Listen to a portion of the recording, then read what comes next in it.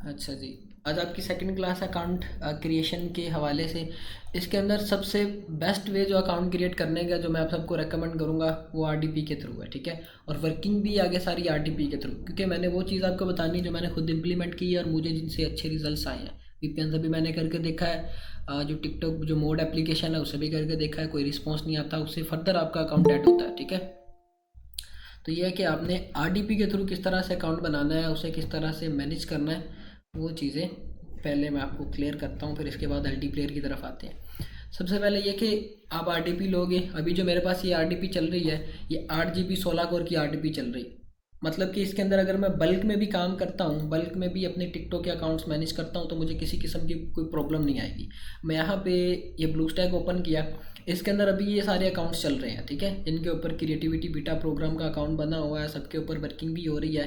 तो ये है कि बल्क के अंदर काम किया जाए तो ये आरटीपी लैग नहीं करती। आपने एक दफ़ा से अपने एमुलेटर के अंदर अकाउंट्स क्रिएट कर लिए, उसके बाद जैसे ही मेरे पास यहाँ पे टिकटॉक के अकाउंट्स पड़े हुए हैं, आप अपने वो सारे के सारे अकाउंट्स क्रोम के अंदर लॉगिन करोगे विद नेम और यूज़र नेम, सारी चीज़ें आप यहाँ पे सेट करके उनको लॉगिन कर दोगे, ठीक है, ताकि आप अपनी सारी अपलोडिंग आगे क्रोम से करोगे। अब यहाँ पे ये आपके सामने इतने बने हुए हैं इंस्टांस। आपने क्या करना है, जब आपने अकाउंट क्रिएट करना है, आपने इंस्टांस पे क्लिक करना है, ठीक है। इंस्टांस पे क्लिक करने के बाद आपने क्रिएट न्यू पे क्लिक करना होता है। एक सेकंड ज़रा, ये मैं बंद करके ओपन करता हूँ इसे,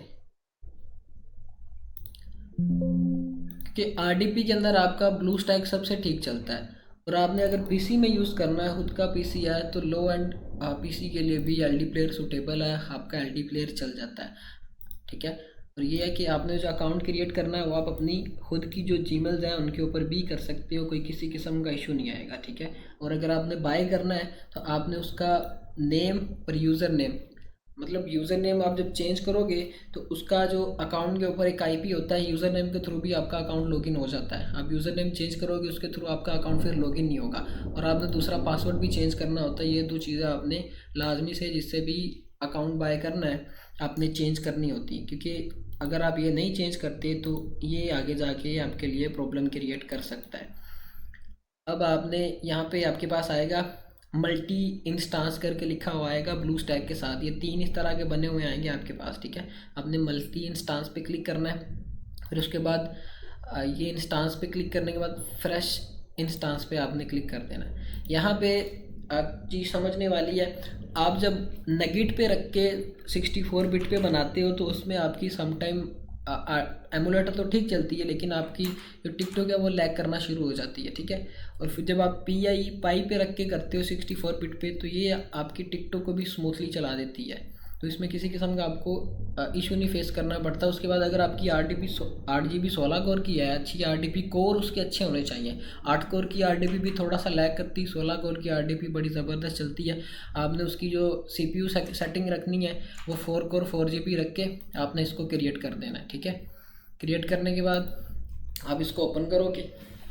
ओपन करने के बाद ये एको मोड लिखा हुआ आएगा यहाँ पे आपके मल्टीपल इंस्टांस के अंदर, आपने इसे भी ऑन कर देना। इससे ये कि ये जो आप इंस्टांस क्रिएट करके ओपन करते हो उसको फोर्स करता है, कि उसको अच्छी परफॉर्मेंस देने के लिए फोर्स करता है। सारे इंस्टांस की आउटपुट एक ही इंस्टांस पे इनपुट कर देता है, ये ठीक हो गया।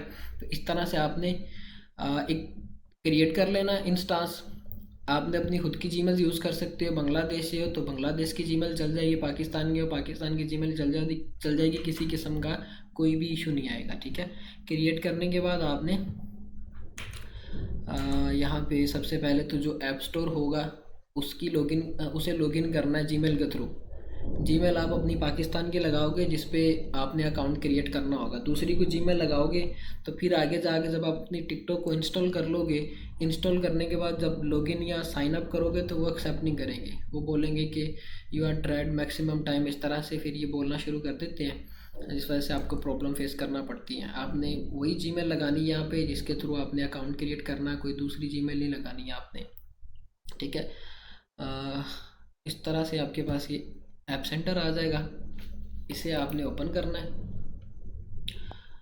ओपन करने के बाद आपने यहाँ पे टिकटॉक सर्च करनी है। जब आप टिकटॉक सर्च करते हो तो तो ये आपको इंटरेक्ट कर देगा कि आप अपनी मेल लॉगिन करो, ठीक है। तो फिर आपने वही वाली मेल लगानी जिसके थ्रू आपने अकाउंट क्रिएट करना होता है। यहाँ पे मैं टिकटॉक सर्च कर लेता हूँ।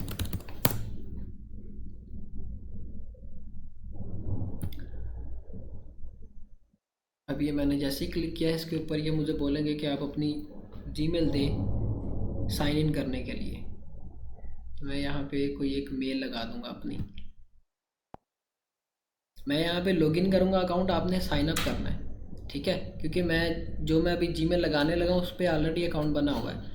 मैं आपको समझा दूंगा कि आपने साइन अप कैसे करना है। वैसे भी आपको पता होगा, काफ़ी ज़्यादा आप में से होंगे जिन्होंने टिकटॉक यूज़ की होनी है, लॉगिन लॉगआउट का पता होगा आपको।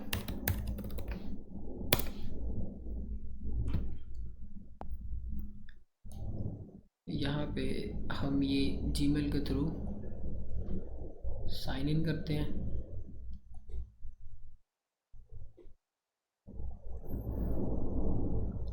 ये सारा काम समझ लें कि आपने जो एलिजिबल कंट्रीज़ मैंने बताई थी, यूएसए है, यूके है, इटली है, फ्रांस है, उनसे रख के ही करना है। आप यूएसए से नहीं करना चाहते तो आप यूके से कर लो, फर्दर जितने भी हैं आप उनसे कर लो। फ्रांस के अंदर ये कि आपके पास क्रिएटिविटी बीटा प्रोग्राम का नहीं, क्रिएटर फंड का ऑप्शन आता है, तो वो आप देख लो कि आपने किस आईपी पे रख के करना है काम। यहाँ पे आप में से एक बता रहा था कि आपको कोई रेलिवेंट है, इटली के अंदर शायद बता रहा था। तो आप इस तरह से करें कि अगर लैपटॉप वहाँ पे अरेंज करवा सकते हैं, बोल रहे थे कि मैं लैपटॉप वहाँ पे अरेंज करवा सकता हूँ, तो वो रख के तो वो वहाँ से काम कर लें एलडी प्लेयर के थ्रू, आपके लिए ईजी रहेगा। यहाँ से आप एनीडेक्स या टीम व्यूवर या एनी व्यूवर के थ्रू उसको एक्सेस कर लें, ज़बरदस्त चलेगा वो भी।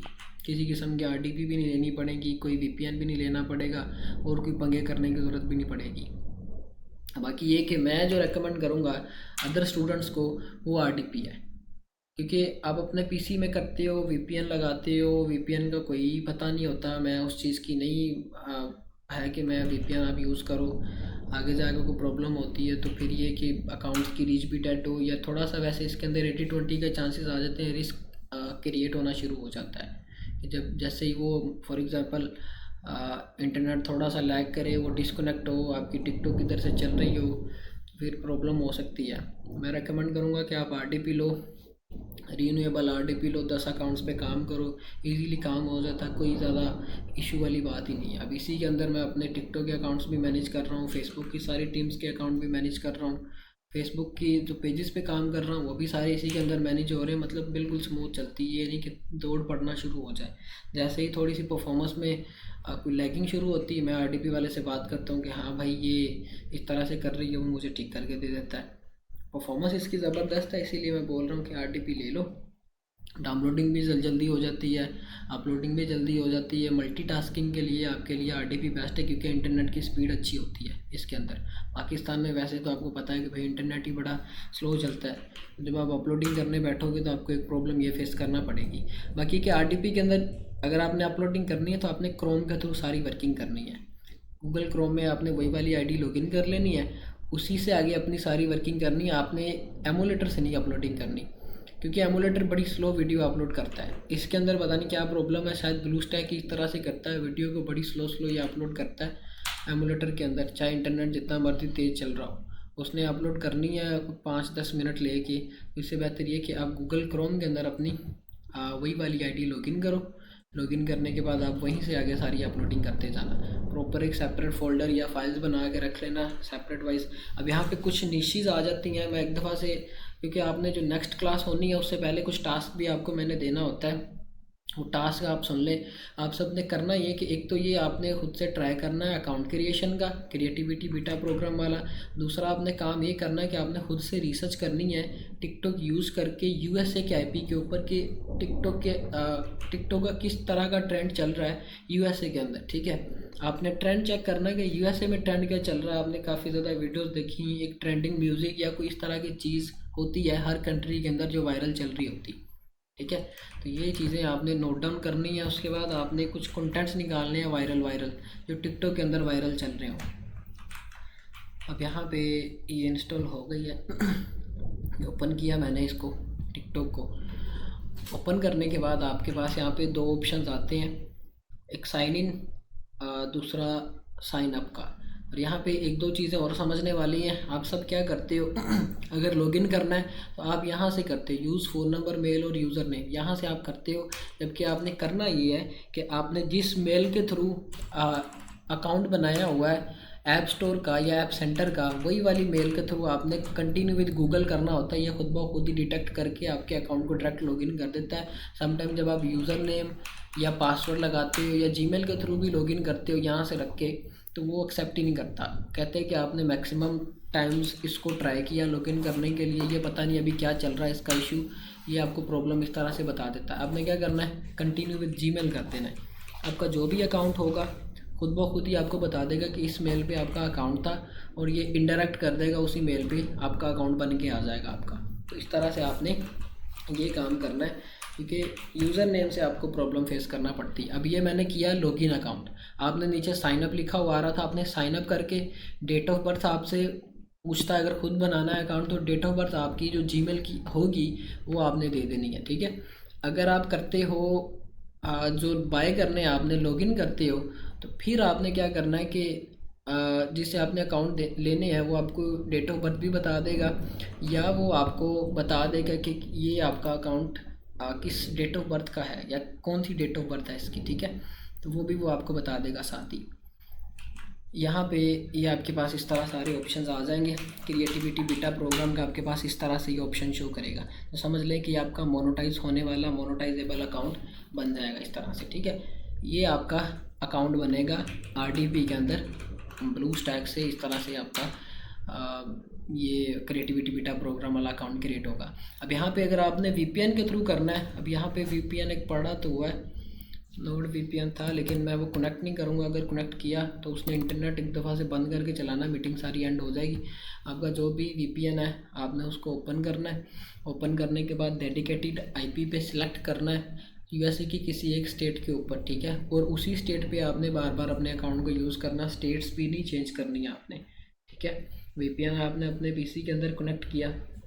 बाकी एक चीज़ मैंने ऑब्ज़र्व की है, यहाँ से मैं शारिक की बात से भी एग्री करता हूँ, लेकिन मैंने भी इस चीज़ पे थोड़ी सी रिसर्च की है। वो ये है कि वीपीएन कनेक्ट करने के बाद जब आप एलडी प्लेयर ओपन करते हो, उसकी गूगल क्रोम में जाके सर्च करते हो कि माई आईपी या माई लोकेशन, वो आपको यूएसए की बताएगा। मुझे तो उसने यूएसए की बताया था, तो मैंने आपको बोल दिया कि भाई इस तरह से होता है, अकाउंट बन जाता है, क्योंकि मैंने बनाया भी था, बन गया था। अब यहाँ पे मैं वीपीएन नहीं कनेक्ट करूँगा, ये आपके पास इस तरह से वीपीएन आ जाएगा। जिस भी लोकेशन पे आपने करना है उस लोकेशन पे सेट करने के बाद आपने इसको यूज़ करना है, ठीक है। तो इसके बाद इसका भी वही वाला हिसाब है, मल्टी टास्किंग के लिए मल्टी इंस्टांस है। जैसे ये अभी इसके अंदर बने हुए हैं, इसका थोड़ा सा सिंपल है, कॉम्प्लिकेटेड नहीं है। आपने ऐड इंस्टांस पे क्लिक करना है, न्यू इंस्टांस पे एक ही आपने बनाना है, एंड्रॉयड सबसे लेटेस्ट वाला वर्जन ही रखना। यहाँ पे तो 0.9 है फ़िलहाल, कंफर्म कर देना आपने, ये आपका बन जाएगा। इसके बाद आपने इसको ओपन करना है। ओपन करने के बाद आपने सेम एज टी जैसे मैंने ब्लू स्टैक के अंदर ऐप सेंटर के अंदर जीमेल लगाई है, वैसे ही आपने इसके अंदर भी जीमेल लगा के टिकटॉक इंस्टॉल करनी है और इंडायरेक्ट कर देना आपके अकाउंट को जीमेल के थ्रू, ठीक है। आपका अकाउंट बन के आ जाएगा, कोई ज़्यादा रॉकेट साइंस नहीं है। अब आगे जो समझने वाली चीज़ें हैं वो मैं आप सबको समझाता हूँ अपने मोबाइल से मीटिंग ज्वाइन करके, कि इनकी बेसिक सेटिंग्स कौन सी हैं या बेसिक टूल्स कौन से हैं जिनका आपको पता होना चाहिए, जो कि आगे आपकी वर्किंग में काम आने हैं। यहाँ से मैं अपने मोबाइल से ज्वाइन करता हूँ।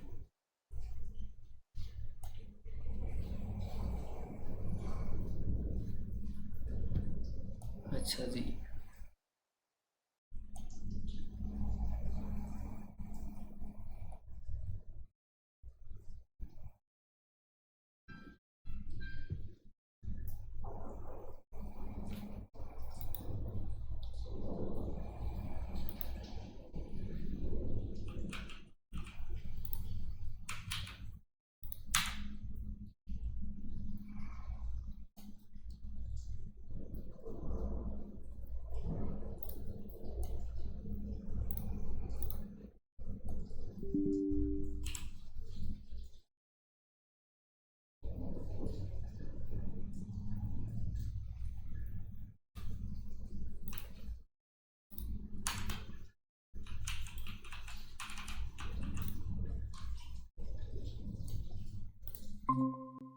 क्या हाल है भाई?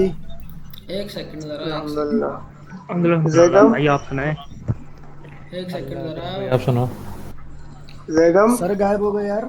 इधर ही हूँ मैं, इधर ही हूँ। मैंने इधर बोला भी था कि वीपीएन सर चले कनेक्ट हुआ। गए। वीपीएन कनेक्ट हुआ। जैगम तुम फेसबुक वाले हो? हेलो, आवाज़ आ रही मेरी? नहीं यार, मैं इंस्टा वाला हूँ। जी आ आ गए, रही वापस है आ सर, गए आ सर। रही अच्छा। ये ना इंटरनेट इस वजह से डिस्कनेक्ट हुआ था क्योंकि वीपीएन कनेक्ट हो गया था, इस वजह से। है। नो। अपने माइक ज़रा ऑफ कर लें। मैं स्क्रीन शेयर करता हूँ मोबाइल की।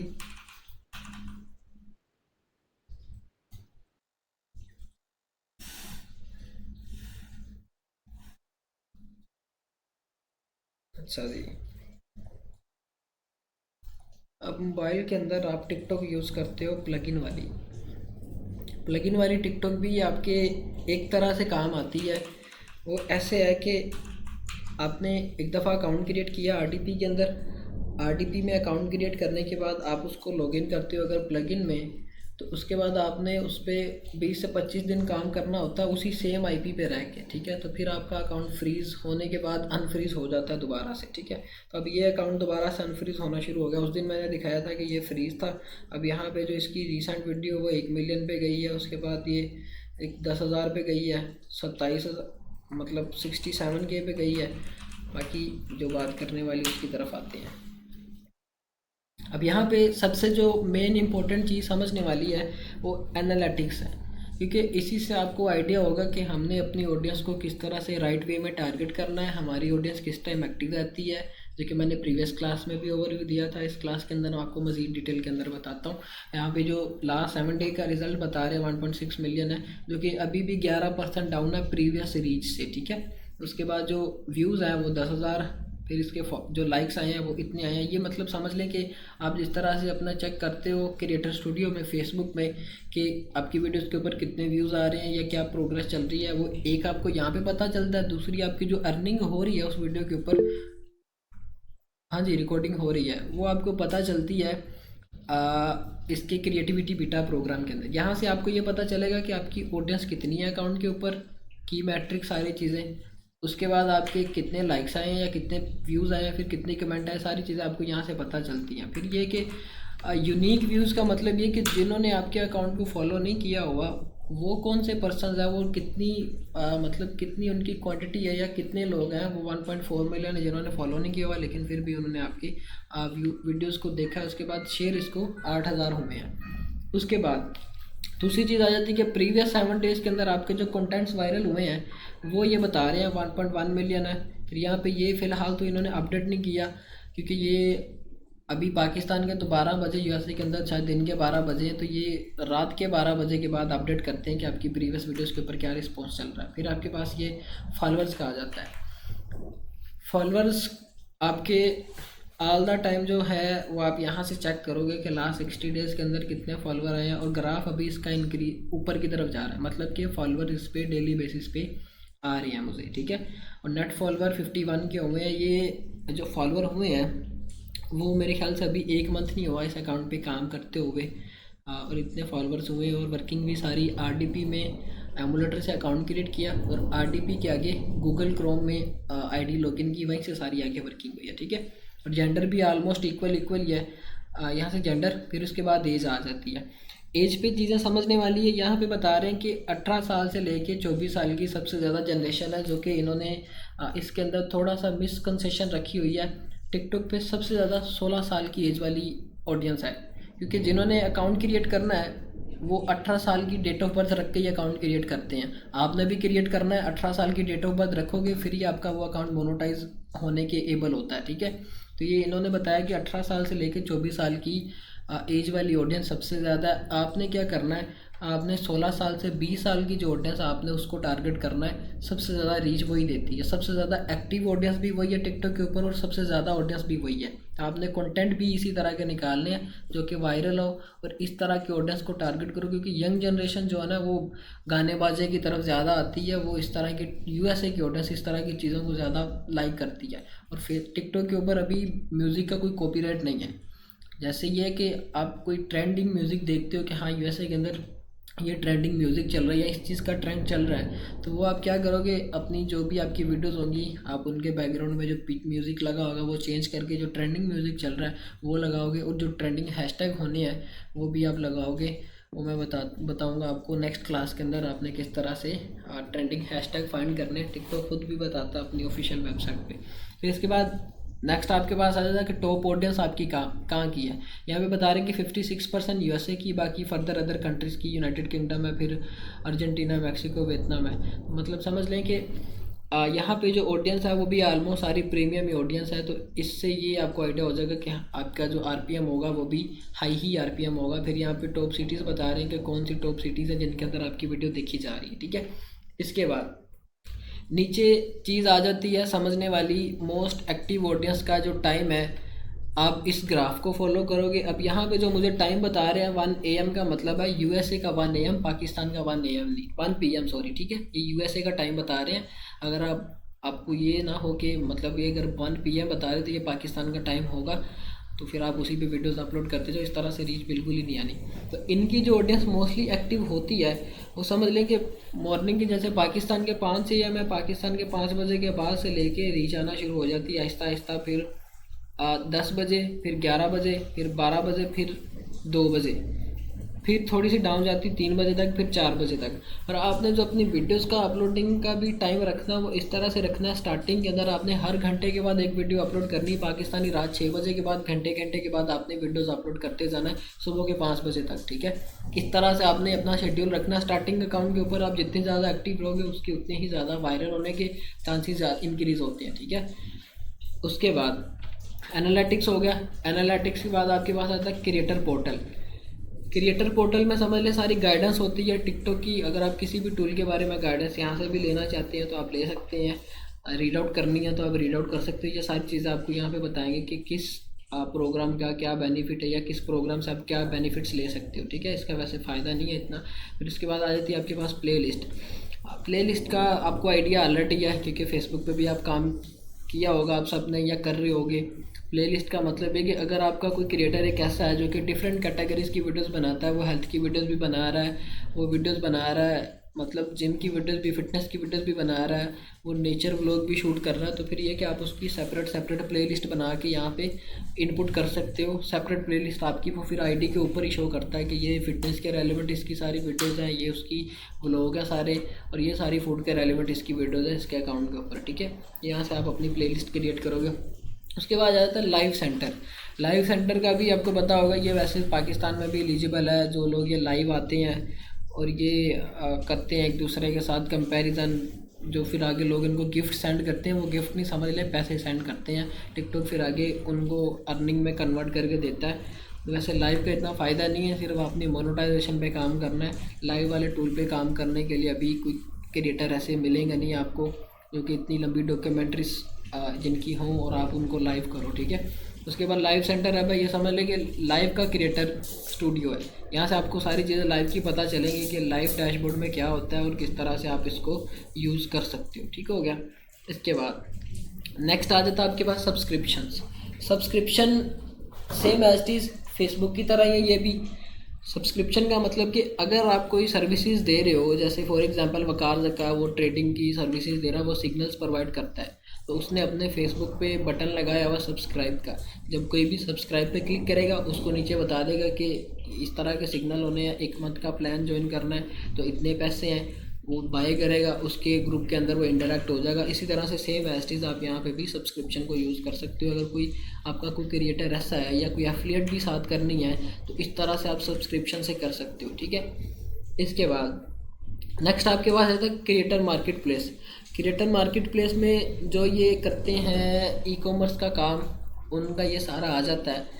आपने एक काम ये करना है कि अपने अकाउंट को बिज़नेस अकाउंट पे कन्वर्ट नहीं करना है। जब आप अपने अकाउंट को बिज़नेस अकाउंट पे कन्वर्ट कर दोगे तो इसकी मोनेटाइजेशन ऑफ हो जाएगी। टिकटॉक ने बोला हुआ कि ये प्रोग्राम हमने क्रिएटर्स के लिए रखा है, ना कि जो ये ई कॉमर्स का काम करते हैं या जो एड्स रन करते हैं टिकटॉक शो पे काम करते हैं उनके लिए प्रोग्राम नहीं है, ठीक हो गया। इसके बाद नेक्स्ट आपके पास आता है सीरीज़। ये क्रिएटिविटी बीटा प्रोग्राम के बाद दूसरा मज़ेदार टूल है। इसका क्राइटेरिया तो बड़ा है, 50,000 फॉलोअर्स का इसका वैसे तो क्राइटेरिया और 18 साल से ऊपर की डेट है। और ये सारी चीज़ें आपको कंप्लीट करनी होती है। 18 साल से ऊपर की डेट, 50,000 फॉलोअर्स है और 1 लाख ही व्यूज़ हैं इसके, ठीक है। अब सीरीज़ में ये कि आप अपने इस तरह के कंटेंट को दूसरे क्रिएटर के साथ कोलैब करवा सकते हो, ठीक है। कोलैब जब आप करवाओगे तो वो क्रिएटर अगर आपका कोलैब एक्सेप्ट करता है तो आप उनके थ्रू अपने अकाउंट्स पे मज़ीद ऑडियंस लेके आ सकते हो। तो सीरीज़ का ये है हिसाब। क्रिएटिविटी बीटा प्रोग्राम के बाद ये दूसरा टूल है जिसे आप यूज़ टू कर सकते हो। और क्रिएटर भी वो जिनके साथ आपने कोलैब करना है, मतलब आपकी फॉलोइंग के रेलिवेंट ही जितनी आपकी फॉलोइंग है उतनी ही उसकी फॉलोइंग हो। वो अपने अकाउंट की रीच के लिए, आप अपने अकाउंट की रीच के लिए कोलैब करवा सकते हो। जैसे फेसबुक के ऊपर है सेम एज इट इज़, यहाँ पे भी ये चीज़ इंप्लीमेंट करती है। यहाँ से फॉलोइंग वहाँ पे, वहाँ से वहाँ की फॉलोइंग यहाँ पे ला सकते हो आप, ठीक हो गया। इसके बाद वीडियो गिफ्ट का मतलब क्या है आपकी? सर सीरीज का थोड़ा सा आगे बताना। मैं बताता हूँ। सीरीज़ का ये कि जैसे आप फेसबुक पे कोलैबोरेशन करते हो, मतलब कि आपका एक पेज है, आप उसको कोलैब करते हो दूसरे पेज के साथ, सेम एज इट इज़ यहाँ पे आप एक क्रिएटर से दूसरे क्रिएटर के साथ कोलैब करोगे, ठीक है। न्यू सीरीज़ पे आपने क्लिक किया, यहाँ पे आप सारी चीज़ें इनपुट कर दोगे, फिर आपका जो भी प्रोडक्ट होगा या जो चीज़ होनी है, मतलब कि अगर कोई पिक्चर है या कोई क्रिएटर को आप टारगेट कर रहे हो तो वो आप यहाँ पे लगा दोगे, एक प्राइस रेंज भी सेट कर दोगे आप यहाँ पे, ठीक हो गया। ताकि जो भी आए या वो विज़िट करता है उस पिक्चर के ऊपर, या वो आप सेल करना चाहते हो उसको, तो वो आप इस तरह से यूज़ टू कर सकते हैं सीरीज़ के थ्रू, ठीक हो गया। इसके बाद आपके पास अगला टूल आ जाता है वर्क विद आर्टिस्ट। ये भी तीसरे नंबर में सबसे तीसरे नंबर पे यूज़ टू टूल है, ठीक है। इसके अंदर आप, वैसे तो ये अप्लाई नहीं किया हुआ क्योंकि रिसेंटली इसके फॉलोअर्स कंप्लीट हुए हैं, करके देखते हैं इससे भी, ठीक है। अब यहाँ पे ये देखें आपके पास ये डिफरेंट डिटेल्स आ रही हैं, ठीक है। वर्क विद आर्टिस्ट में आप आर्टिस्ट के साथ कोलैब करते हो, हैंड्स ऑन बीट, मतलब आप कॉपीराइट म्यूज़िक भी यहाँ पे यूज़ कर सकते हो, कोई इशू नहीं आएगा आपको। आप यहाँ पे सबमिट कर दोगे $300 के लिए, या आपकी जो भी होगी, मतलब आपके जो अमाउंट बनी होगी उसमें से चला जाएगा। और इसके बाद आप इसके एबल हो जाओगे कि इस म्यूज़िक को या इस वीडियो को या जो भी चीज़ है आप उसको यूज़ कर सकते हो अपनी वीडियोस के लिए अर्निंग करने के लिए, ठीक है। बाकी जो हमारा मेन टूल है वो क्रिएटिविटी बीटा प्रोग्राम ही है जिसे आपने यूज़ करना है। फिर ये लाइव गिफ्ट आ गया, जो लाइव वीडियोस करते हैं उनके नीचे जो लोग स्टिकर सेंड करते हैं वो समझ लें गिफ्ट्स ही होते हैं। टिकटॉक उनको आगे अर्निंग में कन्वर्ट करके देती है। फिर आपके पास मेन टूल है आपका क्रिएटिविटी बीटा प्रोग्राम, और दूसरा मेन टूल है एनालिटिक्स। इन दोनों चीज़ों को आपने ऑब्जर्व करना है क्योंकि सारी आपकी अर्निंग दोनों चीज़ों से एक दूसरे के साथ कनेक्टेड है। आप सर ये नॉर्मल अकाउंट है या मोनेटाइज अकाउंट है? मैं बताता हूँ, सब्र तो करें। ये मोनेटाइज अकाउंट है, ठीक है। इसका ये है कि आपका जब अकाउंट बनेगा ना, आपके अकाउंट के ऊपर जैसे वो मैंने वर्क विद आर्टिस्ट वाला ओपन किया था उसके ऊपर वो शो कर रहा था 50,000 फॉलोअर्स, 18 साल से ऊपर की डेट ऑफ बर्थ, ठीक है। वो कंप्लीट होनी चाहिए। वैसे यहाँ पे आपके पास शो करेगा 10,000 फॉलोअर्स कंप्लीट हो, 1 लाख आपके व्यूज़ कंप्लीट हो, और आपकी अकाउंट के ऊपर डेट ऑफ बर्थ 18 साल से ऊपर की होनी चाहिए अगर आपने अपने अकाउंट को मोनेटाइज करना है तो, ठीक है। अब ये अकाउंट मोनेटाइज है। अब जब मोनेटाइज अकाउंट आपका होता है, आपका जो डैशबोर्ड है यहाँ पे, जहाँ पे ये क्वालिफाइड व्यूज़ लिखा हुआ है, यहाँ पे अगर आपके 1000 व्यूज़ होते हैं तो फिर आपका ये डैशबोर्ड अपडेट करते हैं, क्लास के बाद क्वेश्चंस लेते हैं, ऐसे डिस्टर्बेंस ना क्रिएट करें आप इस तरह से, ठीक है। बाकी इसके बाद कुछ चीज़ें यहाँ पे समझने वाली, यहाँ पे भी बता रहे हैं कि $1100 बने हुए हैं, लेकिन आप जब व्यू बैलेंस पे क्लिक करते हैं, जैसे कि मैंने पिछली क्लास में बताया था, बैलेंस के अंदर आपकी जितनी अमाउंट ऐड होती है वही आपको आगे इन्होंने पे करनी होती है 15 तारीख को। अब इसके बैलेंस में $112 है जो कि मुझे इस 15 तारीख को पे होनी है। फिर अगली 15 तारीख को मुझे जो $1100 है वो अगली जब पहली तारीख है, अभी अक्टूबर है, नवंबर की जब पहली तारीख आएगी $1100 जो वहाँ पे बने हैं वो इस बैलेंस में काउंट हो जाएंगे, और 15 तारीख को मुझे वो पे होंगे। मतलब कि जो अमाउंट आपकी बैलेंस में ऐड होगी वही अमाउंट आपको 15 तारीख को पे होनी होती है, ठीक है। अब यहाँ पे जो RPM है, जैसे कि मैंने आपको एनालिटिक्स से भी दिखाया था कि USA की अगर ऑडियंस है तो आपका RPM भी बड़ा ज़बरदस्त आता है और अर्निंग भी आपकी बड़ी ज़बरदस्त होती है। समझ लें कि 1 मिलियन व्यूज़ के ऊपर $1100 की अर्निंग सीधी सीधी है कि मिलियन के ऊपर आपको $1000 मिल रहा है, जो कि पाकिस्तानी कुछ 3 लाख रुपए के करीब करीब बनते हैं। तो ये है कि आपके जितने फिर मल्टीप्लाई करते जाएं मिलियंस के साथ, उसी तरह से आपकी अर्निंग होती जाती है। लेकिन ये है कि पहले आपको उस चीज़ को हासिल करने के लिए उसके लिए मेहनत करनी होगी, और मेहनत भी उस तरह से करनी है। मेरे उस्ताद बताते होते थे कि ज़ोर लगाना है ना तो शेर की तरह लगाओ, गेंडे की तरह नहीं, क्योंकि गेंडे ने बस ज़ोर ही लगाना है, शेर ने ज़ोर के साथ तकनीक लगानी होती है। तो वही चीज़ आपने करनी है। मतलब कि अगर कंटेंट भी निकालना है तो इस तरह का निकालना है जो सबसे ज़्यादा वायरल हो, सबसे ज़्यादा देखा जाने वाला। अपने थ्रू अभी रिसर्च करनी है आपने, जो नेक्स्ट क्लास होनी है उससे पहले पहले। फिर जो नेक्स्ट क्लास होगी उसके अंदर मैं फर्दर आपको सारी चीज़ें क्लियर करूँगा कि किस तरह का कंटेंट वायरल चलता है, और आपने किस तरह से उस कंटेंट को टारगेट करके निकालना है और किन किन प्लेटफॉर्म से निकालना है। ठीक है, तो ये टूल्स थे। इनके बाद टिप्स है, टिप्स भी गाइडेंस की तरह है। फिर इसके बाद ऐड सेटिंग है। अगर किसी ने बूस्टिंग के थ्रू अपने अकाउंट का क्राइटेरिया कंप्लीट करना है तो वो इस ऐड सेटिंग को ऑन करता है। ऑन करने के बाद वो कोड जनरेट करता है अपने उस वीडियो का। बाकी मैं रेकमेंड नहीं करूँगा कि बूस्टिंग के थ्रू क्राइटेरिया कंप्लीट करो, क्योंकि अकाउंट बिल्कुल ही फ्रीज हो जाता है। जितना मर्जी काम कर लो वो जल्दी अनफ्रीज ही नहीं होता। फिर उसके बाद video sound copyright check. Video sound copyright check मतलब कि आपकी वीडियो के ऊपर अगर साउंड की वजह से कोई कॉपीराइट आता है तो वो चीज़ भी आप यहाँ से अगर इसे इनेबल करती हो तो आपको वो चीज़ भी पता चल जाएगी कि किसी वीडियो पे कॉपीराइट आता है। तो ठीक हो गया। तो ये बेसिक सारे टूल्स थे जो कि आपने आपके आगे काम आने, और अकाउंट कैसे क्रिएट करना है वो भी मैंने आपको बता दिया। अब आप मुझसे क्वेश्चनिंग कर सकते हो 1 बाय 1 हैंड रेस करके। जी सकलैन, क्या क्वेश्चन आपका? मोहसिन भाई, क्वेश्चन वही है कि वीपीएन में भी काम कर सकते हैं या हम आरडीपी बस रहेगी हमारे लिए? बस यही क्वेश्चन है, बाकी सब कुछ जैसा समझ आ गया इंशाल्लाह। यार देखिए, मैंने एक चीज़ बताई है कि मैंने वैसे वो चीज़ आपको बताई है या वो स्ट्रेट फॉर्म बताई है जिससे आपको रिस्पॉन्स अच्छा आ सकता है।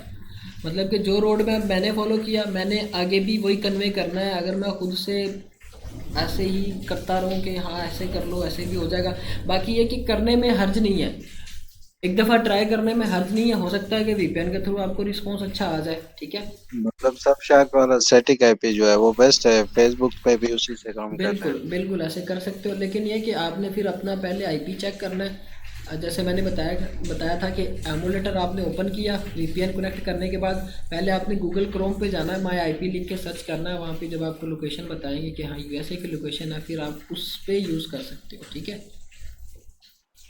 हैं। डन हो गया, बहुत शुक्रिया मोहसिन। बाकी एक चीज़ मैं और यहाँ पे इंक्लूड करूँगा रिस्पॉन्स के लिए, जो कि मेरा जो दोस्त है वियतनामी उसने बताई थी। आपके पास अगर आईफोन 6 प्लस या 7 है तो उसके अंदर आप अकाउंट क्रिएट करो, या अकाउंट आपने क्रिएट किया हुआ लिया है वो लॉगिन करो, नोट वीपीएन का थ्रू यूज़ करो। मैंने किया है, रिस्पॉन्स अच्छा है। मतलब 1 वीक के अंदर उस पर ऑलमोस्ट कुछ 40,000 के करीब व्यूज़ आए हैं। लेकिन एक चीज़ ये आई है कि उस पर पाकिस्तानी ऑडियंस सारी आई है, तो ये प्रॉब्लम वहाँ पे आपको भी फेस करना पड़ेगी। बाकी ये पता नहीं नोड वीपीएन ने ठीक तरह से काम नहीं किया। मतलब आईपी जब आपका इस तरह से डिस्ट्रैक्ट होगा तो ऑडियंस पाकिस्तानी आ गई तो फिर समझ लें कि आरपीएम भी सारा पाकिस्तान वाला होगा, फिर फ़ायदा नहीं काम करने का। आरडीपी इसलिए मैंने आपको रेकमेंड की थी कि आपको यूएसए की ऑडियंस ही सारी वहाँ पे मिलेगी, और टारगेट भी यूएसए की ऑडियंस ही होगी। ये आप जिनके बजट में आती है वो आप ले लें, जिनके नहीं आती वो फिर वीपीएन से करें। वीपीएन से ये कि जब बस जैसे ही आपकी अर्निंग स्टार्ट होगी आप फिर शिफ्ट हो जाइएगा आरटीपी की तरफ। ठीक है जी। बाबर अली, क्या क्वेश्चन आपका? सर ये जो आप सारी मतलब वो दिखा रहे थे कोले वगैरह का, तो इसमें आपका क्या कहते हैं ये बगैर मोनेटाइज अकाउंट में भी ये चीजें शो होगी हमें? बगैर मोनोटाइज में भी ये सारी चीज़ें होंगी, लेकिन क्राइटेरिया कंप्लीट नहीं हुआ होगा उनका, इस तरह से शो करेंगे वो। अच्छा, और एक चीज सर, जो कोलैब का बता रहे थे, जैसे फेसबुक पे हम जब कोई रील अपलोड करते हैं तो वहाँ पे एक पेज हमें मतलब कोलैब के लिए होता है जिसमें ऑप्शन होता है। इसी तरह से वहाँ पे लिंक हम उसी मतलब रील का देते हैं। फॉर सपोज मोहसिन अली के नाम का कोई पेज है जिससे मैंने कोलैब करना है, तो हम्म, उसी का हम लिंक देते हैं। इसी तरह का सीन होता है, किस तरह का होता है सीरीज में मतलब बिल्कुल टिकटॉक में? इसी तरह का होता है। फिर उसको नोटिफिकेशन जाता है सिस्टम, नोटिफिकेशन के अंदर अगर वो एक्सेप्ट करता है आपसे फिर वो प्राइवेटली आके चैट भी कर सकता है। अगर एग्री होता है तो फिर वो अप्रूव करेगा, नहीं तो इनडायरेक्ट किसी के साथ कोलैब नहीं होता। ठीक है, अगर सामने अच्छा वाला सर, बंदा भी और एग्री है तो। बोले। जो हाई रीच अकाउंट 500 का मिल रहा है हमें, तो उसका क्या क्राइटेरिया कंप्लीट होता है या वो ऐसी एक्टिव अकाउंट होता है, उसमें रील्स वगैरह हमने खुद डालनी है, क्राइटेरिया हमने खुद कंप्लीट करना है? क्राइटेरिया तो आपने खुद कंप्लीट करना होता है ना। अगर क्राइटेरिया खुद भी आप कंप्लीट करवाते हो तो वो भी समझ लें कि मार्केट में $60 से $70 ले रहे हैं 10,000 फॉलोअर्स और 1 लाख व्यूज़ कंप्लीट करने के बूस्टेड वे से। बाकी पैनल्स का मुझे पता नहीं है, वो 5,000 में भी मैंने सुना था कि कर देते हैं। बाकी आप ज़ीरो से स्टार्ट करोगे, पैनल के थ्रू क्राइटेरिया कंप्लीट करवाने का या बूस्टेड वे से करवाने का फ़ायदा नहीं है, अकाउंट ही डेड होते हैं उनसे। ठीक है। सर अब कितना टाइम तकरीबन लग जाता है एक मतलब 10,000 फॉलोअर और उसको वॉच टाइम को? यार ये मैंने बोला कि आपकी मेहनत पे डिपेंडेंट है कि आप उस चीज़ को कितना समझ के करते हो। आगे आपकी समझ नहीं करना है, मैंने आपको एक वे कन्वे करना था, वो मैंने किया है। आगे आप उस पर किस तरह से काम करते हो वो आपने खुद करना। बाकी करने को आओ तो 1 मंथ के अंदर भी आपके क्राइटेरिया कंप्लीट हो जाते हैं। इस अकाउंट का जो मैंने अभी आपको दिखाया, इसको 1 मंथ ही हुआ मेरे ख्याल से अभी। ठीक है, क्योंकि 7 दिन सर में फिर इसका वो हम्म। इसमें ये होता है ना कि 1 मंथ के अंदर अगर ना हुआ तो फिर सारी रीशेड्यूल हो जाती हैं चीजें, तो ये वाला सीन नहीं है? आपके पास ये कि आपने व्यूज़ दोबारा से 1 लाख कंप्लीट करने होंगे, तो इसका मतलब नुकसान बाकी कोई नहीं है, नुकसान कोई नहीं है। मेरी बात सुन लें, आपके अगर 1 मंथ के अंदर 1 लाख व्यूज़ कंप्लीट नहीं होती, समझ लो कि आपके 90,000 ही कंप्लीट हुए हैं, आपके अकाउंट की रीच उतनी चली जाएगी कि अगले मंथ की 10 दिन के अंदर ही आपके अकाउंट का क्राइटेरिया कंप्लीट हो जाना होता है। ठीक है, तो ये चीज़ है। अच्छा सर, आप क्या सजेस्ट करोगे, हम डार्क मोनेटाइज पे काम करें या मतलब शुरू पे नए अकाउंट पे ज़ीरो से ज़ीरो से अकाउंट लें? ज़ीरो से स्टार्ट करें, ज़ीरो से स्टार्ट करें। क्योंकि आप जब ज़ीरो से स्टार्ट करेंगे तो आपको इस चीज़ का साथ साथ आइडिया होगा कि मैंने आगे अपने जो मल्टीपल अकाउंट्स पे काम करना है वो ज़ीरो से कैसे स्टार्ट करना है। आप मोनेटाइज अकाउंट लेके काम करते हो, आपको पहले तो रीच ही नहीं आएगी, डीमोटिवेट हो जाओगे, फिर बैठ जाओगे कि हमारा काम नहीं चल रहा, या व्यूज़ नहीं आ रहे, या अर्निंग नहीं हो रही। दूसरा ये कि आप ज़ीरो से जब स्टार्ट करोगे ना, आपके अकाउंट के ऊपर अगर व्यूज़ कम भी आते हैं या बिल्कुल समझ लो 200-300 व्यूज़ आ रहे हैं, आपको आइडिया होगा कि मैंने फिर आगे इस अकाउंट के ऊपर व्यूज़ लेने कैसे हैं, किस तरह के हैशटैग्स लगाने हैं, कैसा म्यूज़िक यूज़ करना है। और ये कि रिकमेंडेशन वाला जो अकाउंट है वो वायरल भी ज़्यादा होता है और वो अर्निंग भी ज़्यादा देता है, बूस्टेड वाला नहीं देता। अच्छा सर। सर वो एक्सेस जो है ना जीमेल पे भेजी थी मगर आपने एक्सेप्ट नहीं किया, वो भी एक मरतबा चेक कर लेना। थैंक जितनी यू आई सर। थी वो मैंने एक्सेप्ट कर ली, बाकी मैं देखूंगा क्लास के बाद फिर से। जी युसामा, क्या क्वेश्चन आप? जी सामने मोहसिन, दो चीजें थी। एक तो बस वो एक्सेस वाली बात हो गई, वो स्टिल डिनाइड आ रही थी। सेकेंडली मुझे ये बताइएगा, आपने कहा कि जीमेल से आपने ऐप स्टोर पे लॉगिन होना है और उसके बाद उसी जीमेल से वो जब आप फ्रॉम द गूगल करेंगे तो वो उसी से आपका अकाउंट बन जाएगा। Hmm. So basically you are saying कि हम जीमेल एक नई बना लें पाकिस्तान से और उसको यूज करें। तो जीमेल हमें बाहर से बनाने की जरूरत नहीं है, वो हम पाकिस्तान से क्रिएट करके उसको यूज कर सकते हैं। बिल्कुल कर सकते हैं, कोई इशू नहीं आएगा। और पेपाल भी आप किसी भी कंट्री का यूज़ कर सकते हो। जीमेल की एक्सेस ही नहीं है टिकटॉक के पास कि किस कंट्री की है या किस आईपी पे चल रही है। ठीक हो गया। बिल्कुल ठीक है, बिल्कुल ठीक है। Okay okay. जी जैन अली, क्या क्वेश्चन आपका? सर मेरा क्वेश्चन ये था, एक तो मुझे वो बताइएगा जो हमने अकाउंट लिए हैं तो इसके जब वेरिफिकेशन टाइम कोई इशू नहीं आएगा ना, क्योंकि उसने तो रैंडमली डाला था कोई इशू नहीं आएगा, डेटा। कोई इशू नहीं आएगा, मैं बोल रहा हूँ कोई इशू नहीं आएगा। ठीक ठीक है हो सर। गया। और दूसरा ये कि अभी आपने वही मोनेटाइज अकाउंट एक मोबाइल में लॉगिन किया था विदाउट वीपीएन, हम्म। तो ये आरडीपी के अंदर भी लॉगिन है? ये आरडीपी के अंदर भी लॉगिन है, और ये जो टिकटॉक जिसमें लॉगिन है वो प्लगइन वाली टिकटॉक है, वो भी ऐड कर देता हूँ क्लासेस के साथ ही। अगर किसी ने वहाँ से भी चेक करना हुआ कि क्या मतलब, हर बंदा तो नहीं ना पीसी पे बैठा रहता है हर टाइम। तो ये कि मोबाइल में आपने लॉगिन किया हो गया, वहीं से आप अपनी वर्किंग देख सकते हो कि कोई इशू तो नहीं आ रहा, या कोई सिस्टम नोटिफिकेशन में कॉपीराइट तो नहीं आया।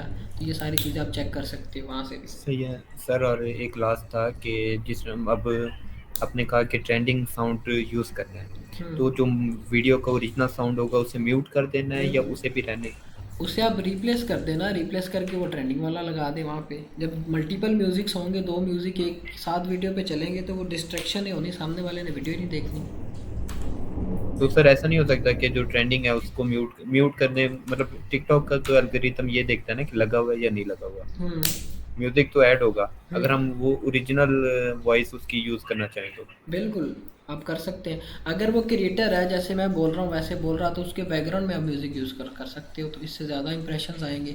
अगर वो पहले से ही म्यूज़िक वाली वीडियो, उसके ऊपर आप दूसरा म्यूज़िक लगा रहे हो, वो दो म्यूज़िक इकट्ठे चल रहे हैं एक वीडियो के अंदर, तो समझ ही नहीं आनी कि हो क्या रहा है। सही है सर। ठीक हो गया। सर और एक लास्ट था कि एमुलेटर के अंदर लॉगिन ही रखना है, मतलब उसे बार बार नहीं छेड़ना, बिल्कुल और अपलोडिंग जो है क्रोम के थ्रू करनी गूगल है, ऐसे ही क्रोम ना से सर? बिल्कुल ऐसे ही करनी है, इस वे में ही चलना चलो, है, इससे हट के नहीं चलना। ठीक हो गया, जिनके मतलब पास उसको आरडीपी है। बिल्कुल यूज ही नहीं करना, मतलब एक बार बस लॉगिन करके छोड़ दो उसको लॉगिन आप। करके नहीं नहीं, लॉगिन करके छोड़ना नहीं है। आप अंदर अंदर से आप एमुलेटर से भी अपलोडिंग करोगे, एंड्रॉयड बेस्ड से भी जब वीडियोस अपलोडिंग होंगी तो इस चीज़ को ज़्यादा ये समझते हैं कि जो क्रिएटर है ये एंड्रॉयड बेस्ड से भी अपलोडिंग कर रहा है और ये पीसी से भी अपलोडिंग कर रहा है। वैसे मसला कोई नहीं, टिकटॉक ने खुद बोला कि आप अगर इजी टू यूज़ करना चाहते हैं, इजी वे में वीडियोस अपलोड करना चाहते हैं तो आप क्रोम से करो, इन्होंने खुद रेकमेंड किया हुआ है। सर और लास्ट क्वेश्चन था, जो हमने अकाउंट बाई किए हैं तो इसके हमें पासवर्ड आप थोड़ा सा बता रहे हैं कि ये चीज़ें लाजमी चेंज करें, तो क्या क्या चीज़ वो चेंज करें? पासवर्ड आपने जीमेल का पासवर्ड चेंज करना है और आपने अपने अकाउंट का पासवर्ड चेंज करना है। बाकी वो वाले जो अकाउंट जो मैंने बताए हैं आपको, मेरे ख्याल से मैंने मेरे यूज़ के मुताबिक वो अच्छे अकाउंट्स हैं। जो मुझे अभी ये सर वो 1 मैंने वीक के अंदर, परचेज कर लिए हैं, जो अभी मुझे परचेज। अभी ये 1 वीक के अंदर रिजल्ट्स आए हैं, ये 40 के मुझे अभी ये रिसेंटली जो व्यूज़ आए हैं,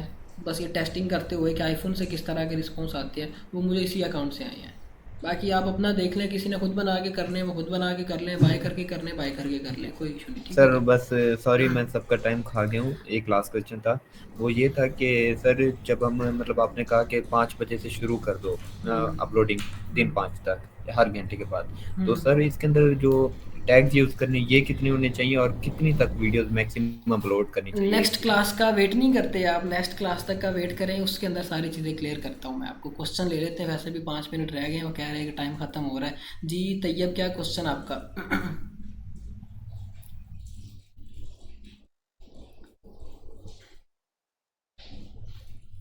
तैयब का कोई क्वेश्चन है? माइक ठीक है उनका, आवाज़ आ रही है उनको? जी एमडी नासिर, आप बोले क्या क्वेश्चन आपका? सर जी जब जीमेल से आप डायरेक्ट लॉगिन किया तो मैं उधर से नहीं करके साइन अप करूँगा तो वो चलेगा क्या? वो चलेगा, जिस जीमेल पे आपका अकाउंट नहीं बना आप साइन अप करोगे तो वो चलेगा। उसके बाद आपसे वो डेट ऑफ बर्थ पूछेगा कि क्या डेट ऑफ बर्थ आपने रखनी है, आप वहाँ पे डेट ऑफ बर्थ रखोगे, आपकी जीमेल की जो डेट ऑफ बर्थ है आपका अकाउंट क्रिएट हो जाएगा। बस ये स्टेप है और कोई स्टेप नहीं है इसके ऊपर। ठीक है ओके सर। जी। हैदर अली, क्या सर जी क्वेश्चन आपका? पेयोनियर यूज़ कर सकता हो? नहीं, पेयोनियर पेनियर नहीं यूज़ कर सकते, पेनियर का ऑप्शन नहीं अभी यहाँ पे है, सिर्फ अल्जीरिया ओके के अंदर ओके। है पेनियर का ऑप्शन, पाकिस्तान में या अदर कंट्रीज़ के अंदर अभी नहीं आया। जी हैदर अली, क्या क्वेश्चन आपका? जी अस्सलाम वालेकुम। मेरा क्वेश्चन ये था कि आपने एक तो ये कंप्यूटर में सारी वर्किंग सिखाई है एमुलेटर के थ्रू, तो मोबाइल के थ्रू भी वीपीएन या आरडीपी से हम पूरी वर्किंग कर सकते हैं? जिस तरह मोबाइल के अंदर भी आरडीपी वगैरह आ जाता है, और अगर मोबाइल से सारी वर्किंग करें तो क्या वो ठीक है? मोबाइल में मैंने वैसे कभी आरडीपी यूज़ नहीं किया। अभी जो मैं अभी मोबाइल में दिखाया है आपको, वो प्लगइन वाली टिकटॉक मैं आपको दे दूंगा, उसके थ्रू कर लेना, आरडीपी की ज़रूरत नहीं पड़ेगी। बाकी अगर आरडीपी भी मोबाइल में यूज़ करनी है तो वो फिर आप यूट्यूब से देखें कि कैसे यूज़ करते हैं, क्योंकि मैंने कभी की नहीं हुई। मतलब आप सजेस्ट नहीं करते कि मोबाइल से हम वर्किंग करें सारी, हम आप कहते हैं कि मैं पीसी से वर्किंग करें?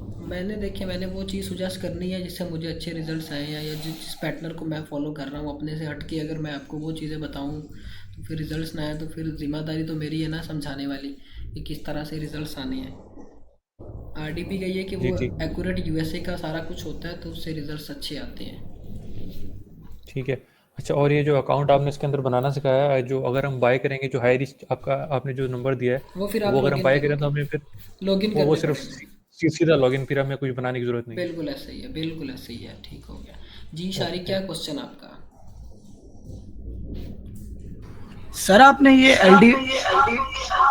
एलडी प्लेयर का बताया नहीं, अकाउंट कैसे बनेगा? एलडी प्लेयर का I think so internet disconnect हो गया था।